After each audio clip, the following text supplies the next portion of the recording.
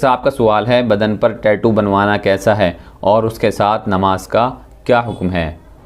حضور اکرم صلی اللہ علیہ وسلم نے جسم کے گدوانے والوں پر لعنت فرمائی ہے، یعنی جو آدمی اپنے جسم میں چھید کروا کر کسی اور طریقے سے نام وغیرہ لکھتے ہیں یا یہ کہ ٹیٹو بنواتے ہیں، ایسے لوگوں پر حدیث میں لعنت وارد ہوئی ہے۔ لہذا اپنے جسم کو گدوا کر ٹیٹو بنوانا یہ شرعاً ناجائز اور گناہ کبیرہ ہے۔